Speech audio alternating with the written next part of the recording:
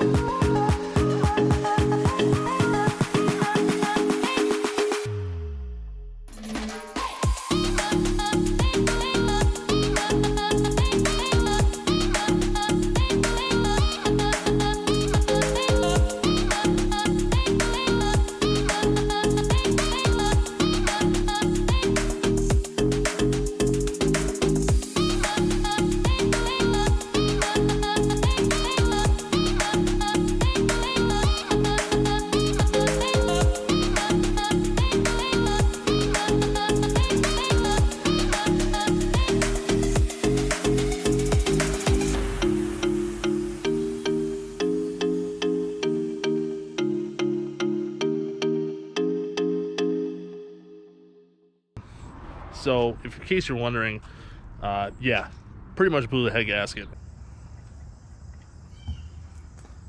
Oh yeah, that is that is definitely a blown head gasket. Got some water mixed in with the oil. That doesn't look very nice. So when I was at the track back in August, I went up there with a head gasket problem. It is what it is. Swapped the engine, everything is fine now. Car runs. And you know, with that said, the next couple of videos are going to be coming up. at least with this car, is getting it ready for a cage to be installed. I think you might find that interesting because I'm really going into this, like I said, I want to be able to drop the car off to the fabricator and have him be able to do all the work he needs to do without any of the additional stuff, because like anything, if he needs to do anything additional to do the job, that ends up costing money in the end. So kind of show you what's involved in, you know, getting a car ready for a cage to go in, and how you can help your fabricator get the job done quicker. And yeah, we'll carry along with the E36 project. Like I said, it's gonna be a dedicated track car moving forward, so that means I'm gonna have to buy a trailer and I'm gonna have to buy a vehicle to tow, all things which I have plans for. Just want to give you an explanation of what was going on, also show you some of that footage that I just never had a chance to edit, and you know, well, plenty more good video on the way. But on that, hope you enjoyed. Any questions, comments, go ahead and leave in the comment box below. Hit that like button, and as always, subscribe if you'd like to see more. But other than that, like always, I'll see you for the next one. Later.